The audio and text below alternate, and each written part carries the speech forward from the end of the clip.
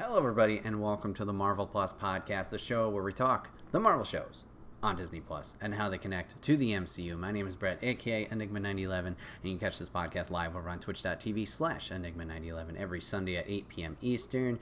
You can join the chat if you're a sub over there. We'd love to have you on the conversation to share your thoughts, theories, and whatever you got going on about the show.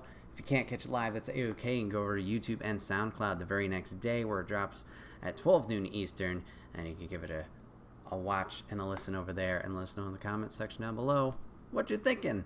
How's it going?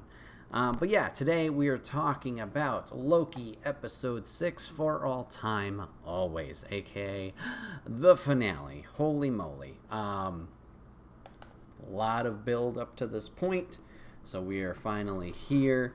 And boy, oh boy, I think it delivered pretty well overall, with some time to kind of sit back on it and think about it, and then also talk with some other friends who obviously had watched it. I kind of see some criticisms about it, but like our normal episodes, we'll get right into it with my thoughts / summary as we go through the episode. So let's go through it. So we get a new intro, a lot of different audio clips taken from the different movies, including Captain America's soundtrack that we heard him dancing to with Peggy at the end of Endgame. And so we get that during the name Marvel credits and all the clips from the movies and stuff. And then we also get another unique intro before we get the title card of traveling through time and space. There's a lot of weird stuff that happens, and we still hear some of those audio cues. We hear Glorious Purpose yet again, and then there was another. We heard Vision from WandaVision talking about love persevering. So we got that, and then we got our official Loki title card. So we see Loki and Sylvia. They're climbing into the castle finally to confront the TVA head. Seems like Sylvia is very pissed off at this moment and very determined. So her and Loki have a little pep talk outside. Loki doesn't really have anything to say, it seems. He's just kind of anticipating or anxious for the moment. But they kind of try and psych each other up a little bit before going in. Sylvie seems a little hesitant just because maybe she's finally reached this point of what she's been chasing after, obviously, and this is the climax of it. So she's got those nerves kind of kicking in. And with this, she kind of does a little, during this pep talk, does a little speech for Loki and whatever. She mentions, I don't know if we had known this already, but she mentions how she's already been pruned before he even existed. I'm not sure if this was talking about when she was a kid, or whatever, because she escaped to the Tempad. We saw her do that, and then obviously she went into the hiding. I got confused by this, and I might have misheard or whatever, but if that is what she actually said, how did she escape the void, prior to obviously all this, escape the void and escape Alioth, which I totally butchered last episode, so I apologize for that. So I don't know. Like I said, I might have misheard that, but if it is what she said, that's very confusing, and I'm wondering how that worked out if she got officially pruned, as we know. So yeah. Anyways, we get into the Citadel. We're going real slow, and everything, and we're taking our time, being real defensive, making sure we're making the right move. We get slow pan cameras, and then bam, Miss Minutes just pops up in our face and gives us one of the biggest jump scares I think I've ever had. So yeah, Miss Minutes jump scare, and she kind of comes in a little sassy, a little bossy way, saying hey, you made it here. He's impressed. He who remains. All right. And he creates and controls all. And then she kind of tries to barter with them, it seems, through He Who Remains, what he has put out, saying that he'll put him back both in the timeline and they can live out their lives from there. They'll put Loki back at the Battle of New York. They'll win and kill Thanos, get the Infinity Gauntlet and the Asgard throne. So yeah, there'll be the two Lokis in the same place on the same timeline. So tries the barter with that. They decide, nah, fuck that. We've already come obviously this far. We write our own destiny now. All right, whatever. So we're going to flip back over to the TVA side of things, where we pick up back with Ramona, who we saw at the end of the last episode. She was kind of trying to gather her own information about the TVA head to try and figure out as much as she could, because she seems determined to figure out who it is now herself and then go from there. Ramona's downloading some files. Miss Minutes will report back into her, and seems that He Who Remains will give her information that she didn't even know she was looking for.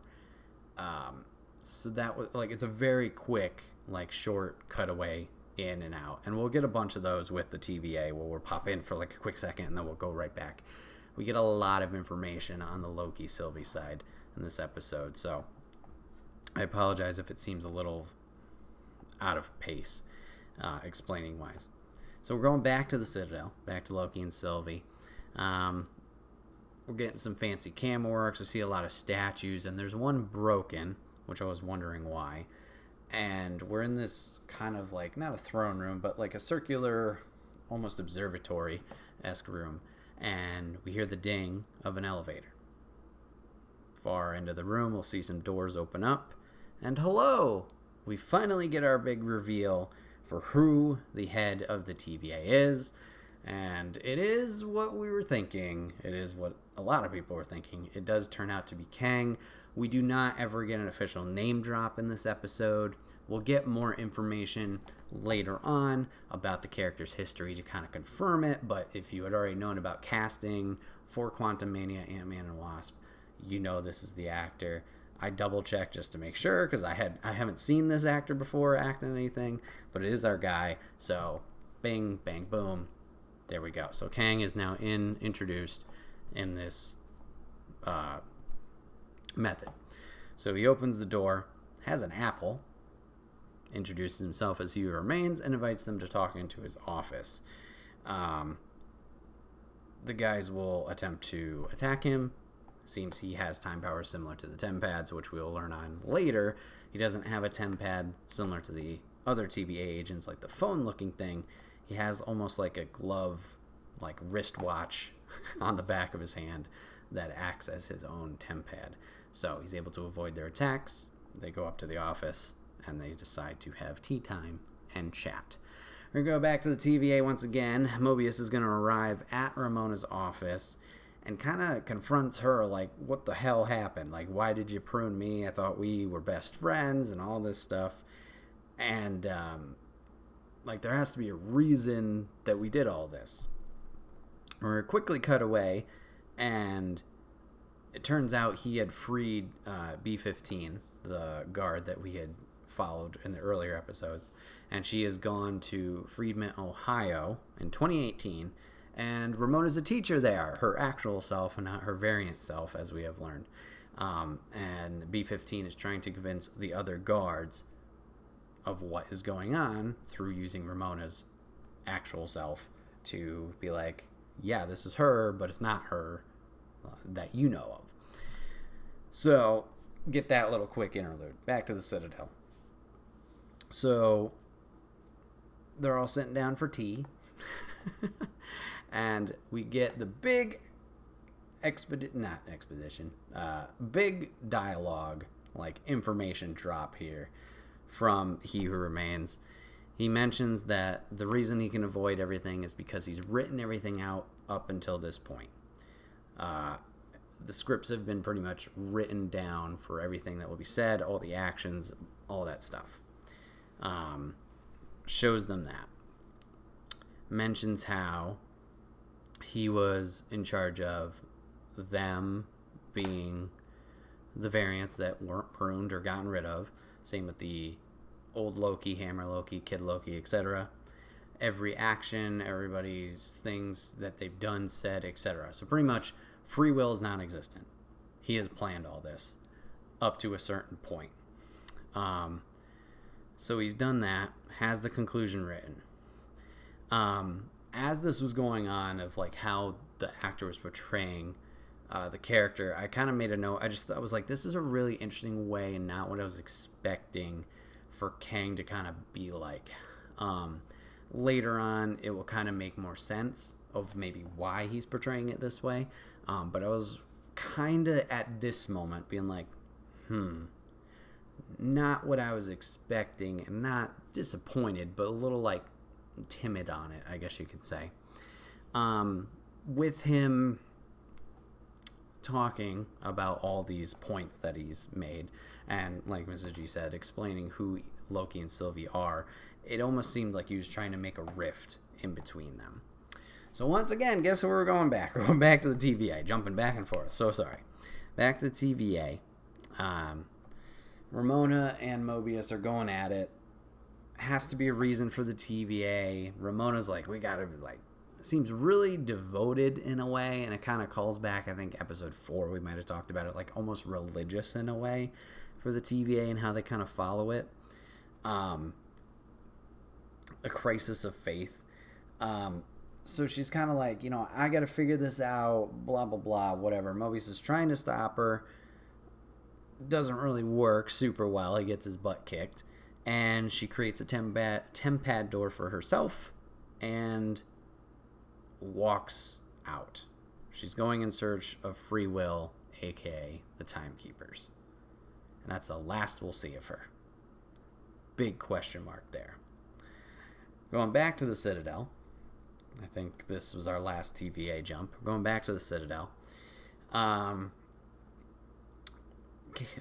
He Remains is mentioning, a lot of, if the TVA doesn't exist, as we've heard before, everything goes up in a ball of flames. Like, there's too much chaos and, just craziness ensues. And the TVA, while morally can be wrong because you're taking free will away from people, is essentially what is needed in order for things to flow and be fine and be peaceful, in a way.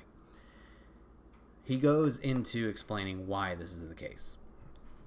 So, explains the tempad in his hand and mentions how he's flesh and blood. And the reason the TVA was created is because of all of his variants. His variants he lives in the 31st century, had all figured out how to explore the different multiverses, how they were kind of essentially stacked on top of each other. For a while, they were able to communicate with one another, share technology, share resources, share information, stuff like that. So, he explains this. Eventually, some of them kind of get a little bit more greedy or just want more power, and they try and take over others' universes, try and conquer it. And this creates the whole chaotic thing in between universes and goes from there. So the peace is interrupted, and all-out war ensues. So, where we go? So Elias was created by this variant that had succeeded, ends the multiversal war somehow by being the only one remaining left. Whether he kills them or had a different plan, I don't know. But in order to avoid his selves from fighting and causing this chaos, he created the TVA, keeps everybody in check, keeps everybody in line, avoids the variants himself, and can kind of keep some semblance of peace and harmony. So at this point, I was guessing, okay, something's going to happen here. Maybe that's why the actor's portraying this Kang, or this He Who Remains, this way, in this kind of goofy, not super serious kind of, maybe this is why he's portraying him this way and not what I was expecting, because maybe a variant will come into play eventually. So yeah. So we get all this information dump about his own history. Okay. And now we're learning why he's decided to bring Loki and Sylvie here. Turns out he's tired. He's been doing this for however long. And, he's just like, nah, I want to give it up. And he needs the right person to take his spot. Well, he decides that it's them. It's Loki and Sylvie. So he wants them to take over and take his spot. It's either they take over, keep things in check, or they kill him, and eventually he will just end up back in the same spot. Not him specifically, but a version of him will eventually end up in the same spot in the TVA head role. So there's their options.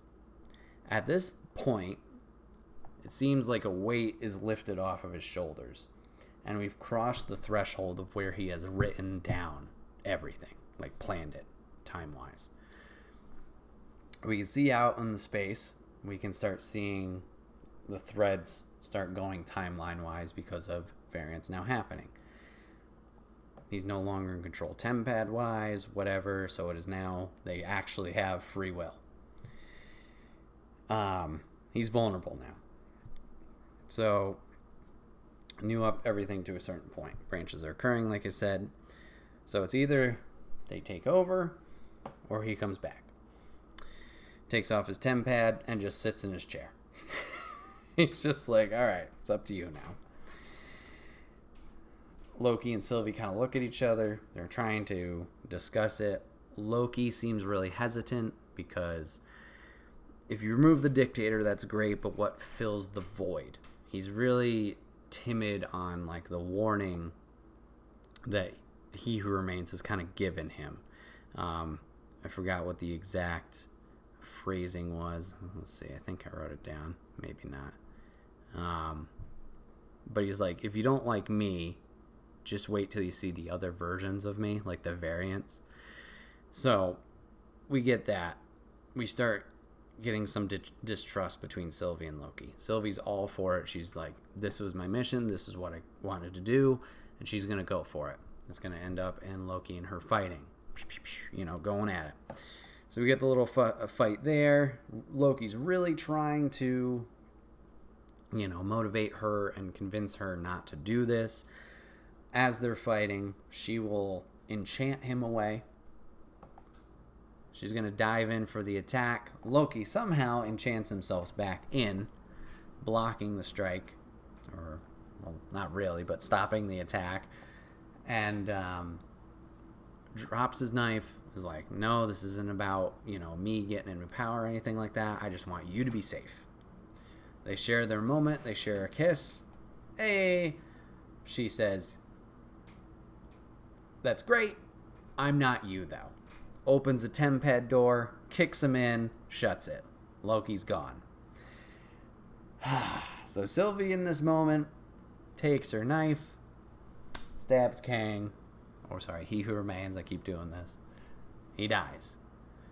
Sylvie at this point seems satisfied, but also a little concerned. And that's the last we will see of her. As He Remains passes, he says, see you soon. And we can see more of the branches outside attacking. At this point, I was wondering if it was going to take some time for this to occur. But then again, I guess time is continuous, so maybe not. So we cut over to Mobius and B-15. They're seeing all these branches occur, and they're like, oh God, we need to figure this out for all time and always. Hey, it's the title. We see Loki get kicked out. He's in the TVA now. He's got a little moment of solitude of like, things suck. Bucks up, decides to go get some help. We gotta do something. We gotta save the day. Gotta figure out what's next. Run through TVA. Run and run and run. Trying to find Mobius. Trying to find anybody he knows. Finally finds Mobius. Explains the whole situation. He Who Remains. This isn't good. His variants are coming. We need to prepare. Blah, blah, blah, blah, blah.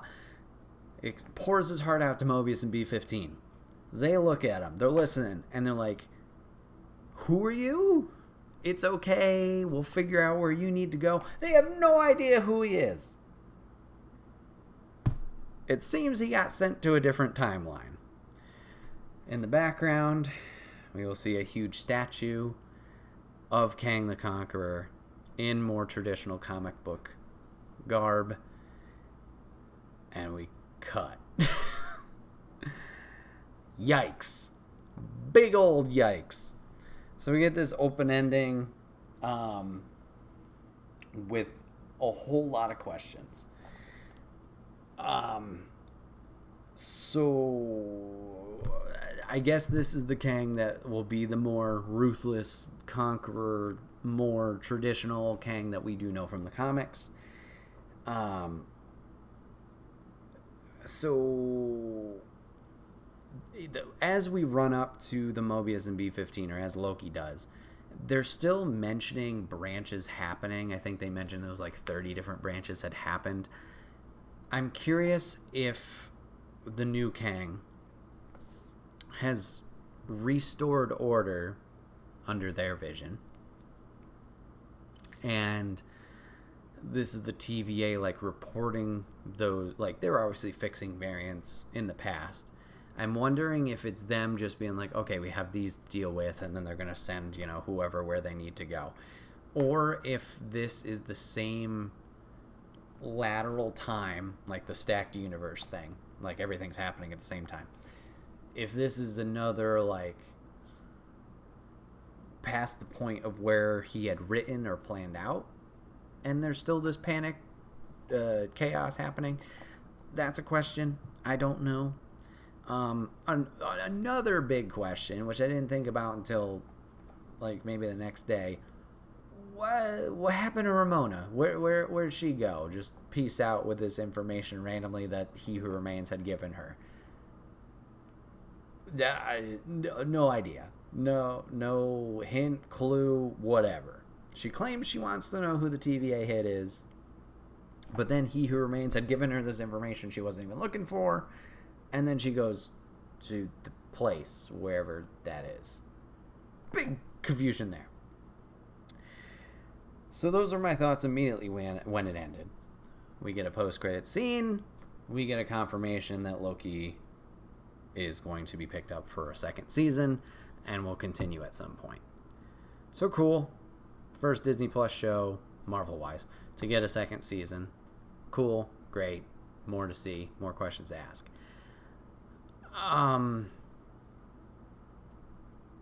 Really tough to see or to say how this is going to fit into everything.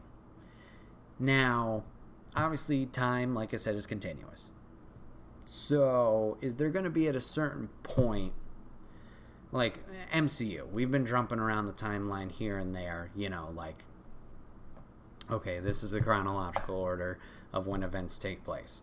Like, if you look at phase 1, there's some overlap. Oh, no, this one actually was first, blah, blah, blah, whatever. Is the moment where Loki and Sylvia get rid of He Who Remains and we get this branch, is that, like, maybe down the road? Or is it the same time as, for timeline sake of us, release-wise, is it the same time as Black Widow? I doubt it. As far as we know, movie-wise, Kang is going to first show up in Quantumania. We've heard that. We've heard that confirmed. So, is it like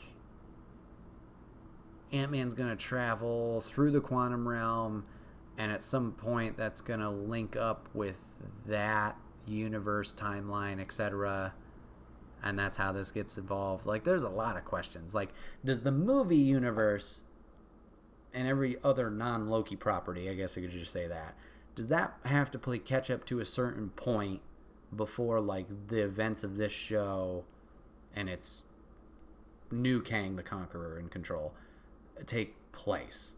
I don't know if that makes sense at all, and if it doesn't, I apologize. Like, is this, okay, just for our own sanity, because once again, time is continuous in this, and like they're talking in a place that time doesn't really even exist, kind of. Okay, 10 years down the road, this event with Loki takes place. Does everything non-Loki, still 10 years in the past, is everything we're going to see now from here on out until Loki season 2 or whatever the fuck happens when Kang the Conqueror does show up? Is that like those 10 years catching up?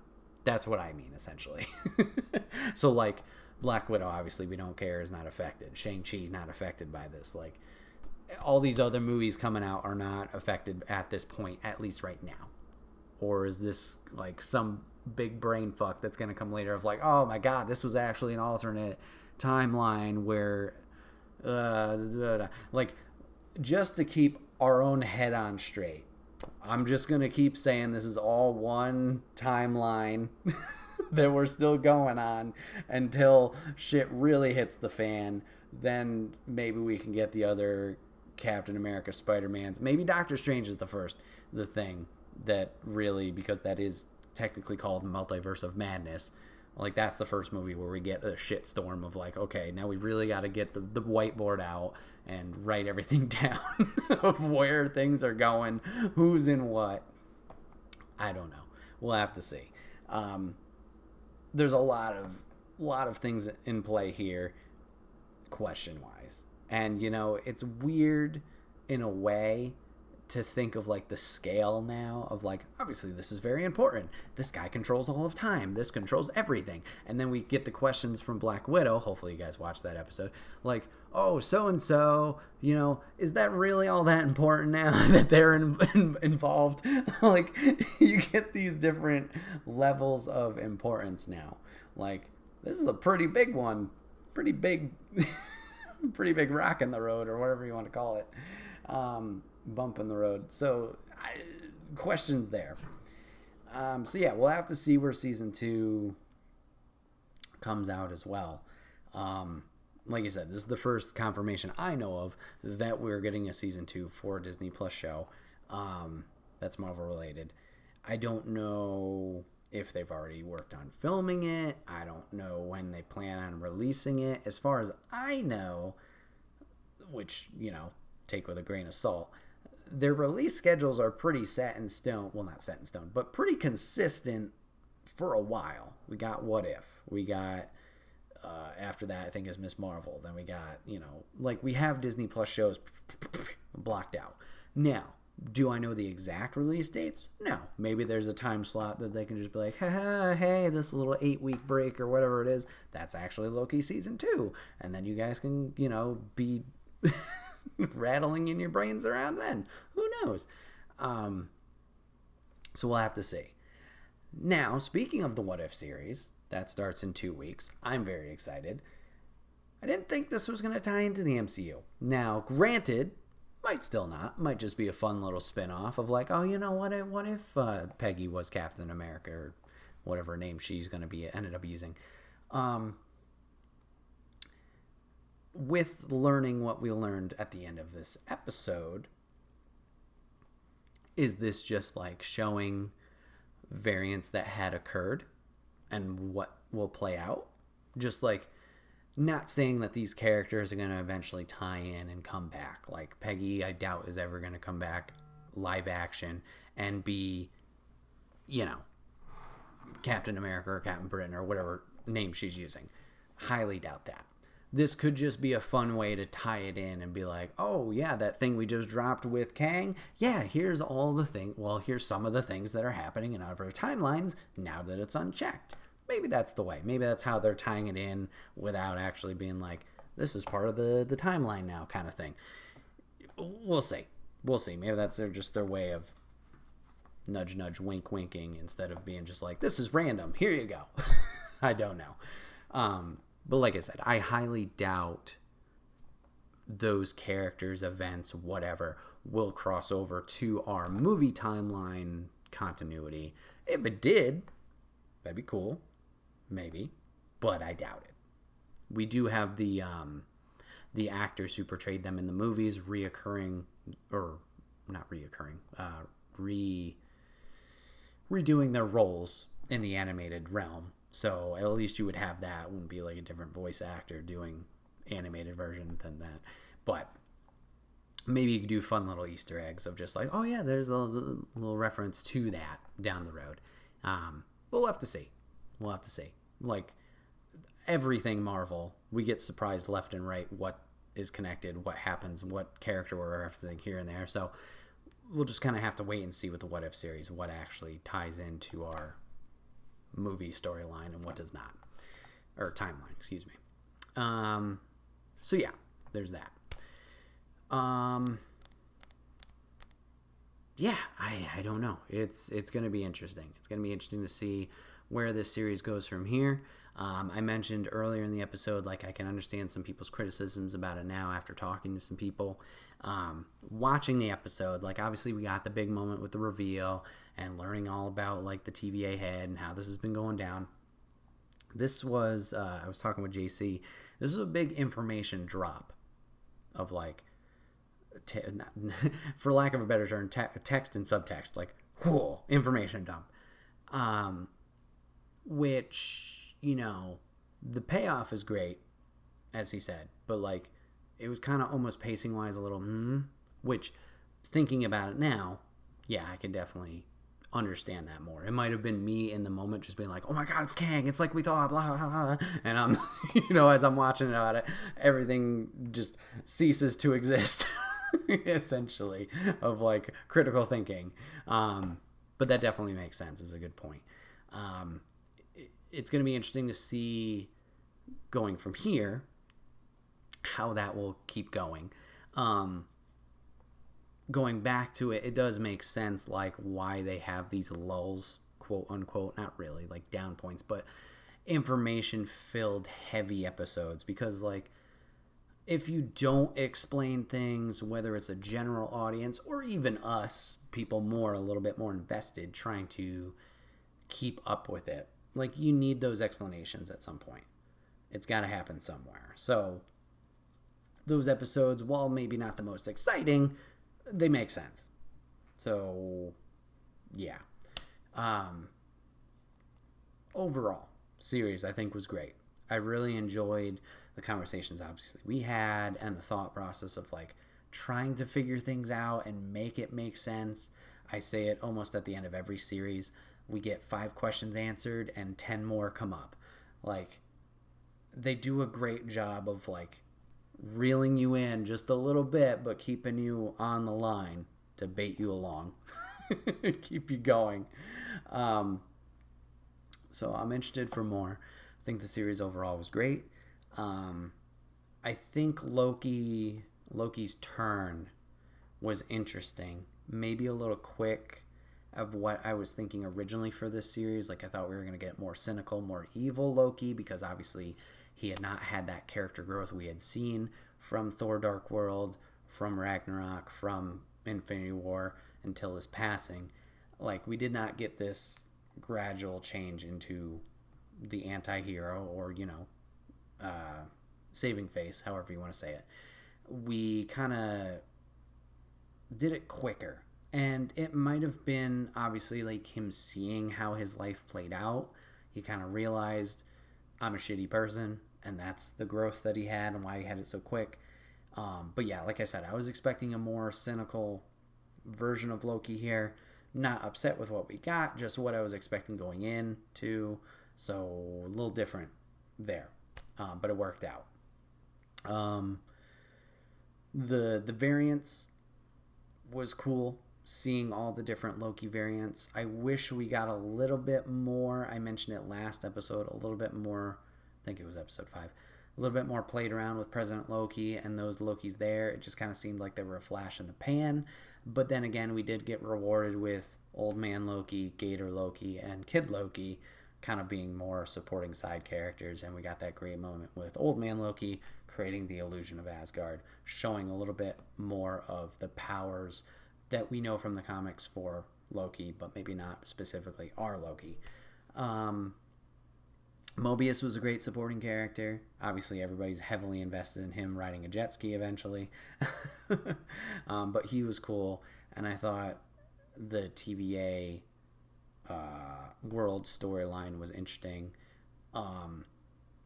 And, like, if you really sit down and think about it, I can see how it can kind of detract from the movies and the other shows of, like, oh, actually all these actions these people had and taken don't really matter because they were planned for them. Like, they didn't choose to do anything.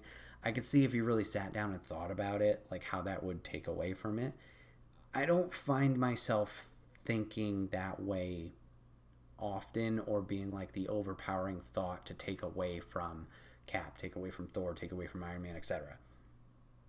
It's going to be interesting to see when this conflict or this battle or whatever you want to call it comes to a head, like how this works out. How much of the multiverse are we going to actually get? We have obviously hints with it with Doctor Strange being the movie title.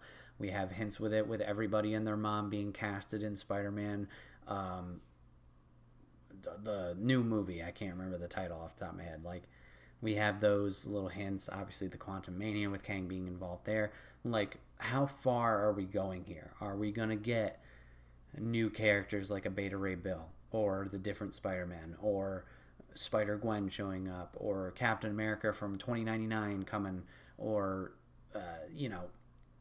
how insane are we going to get? I don't see it getting that way because, once again, general audience, you don't want to confuse the ever-living shit out of them. That might have been a downfall of, I mean, it's a Fox franchise, but the X-Men films, Days of Future Past, with the two timelines and the two different sets of X-Men, and wait, we got to keep track of who's who and where this is and what. When you start playing with these elements, it's going to get confusing. And I know, like, they're doing a lot of fan service with these series and these movies for people who care and for people who have obviously been invested in the comics for years. They're doing the fan service for them, and that's great. That's, feed into that audience.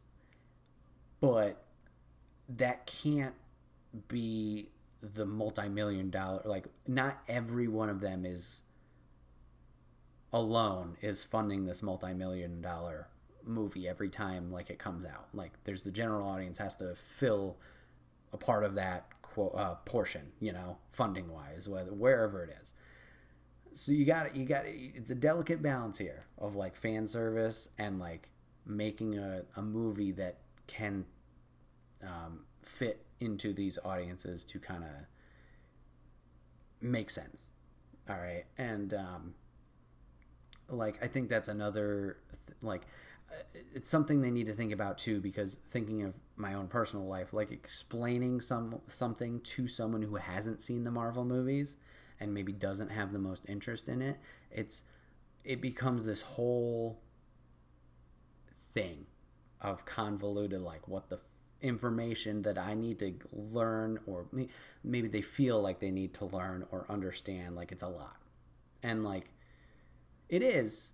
I don't want it to overwhelm.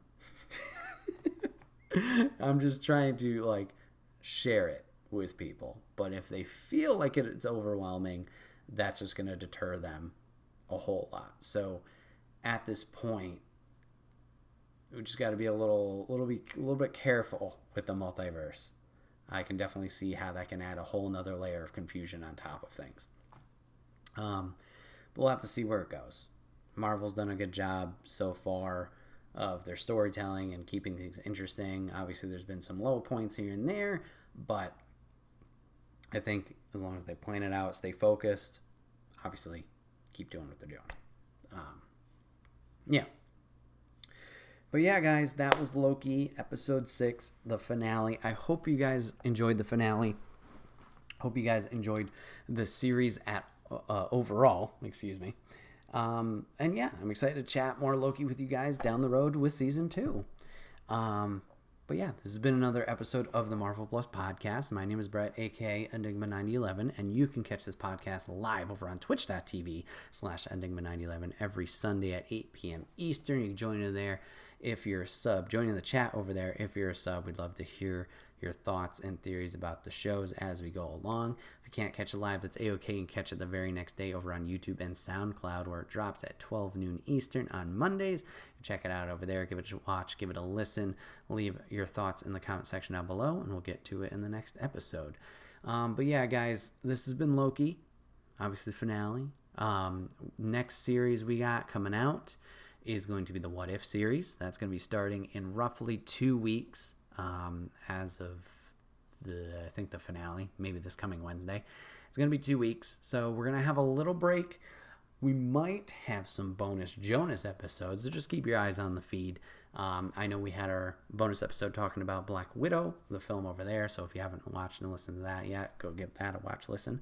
We might have some bonus episodes coming in to fill those 2 weeks, but if not, we'll see you guys in a couple weeks for the What If series. So, hope you guys have been enjoying the series so far. Thank you guys for giving it a watch. Thanks to you guys for giving it a listen. And we'll see you guys on the next one. Take care.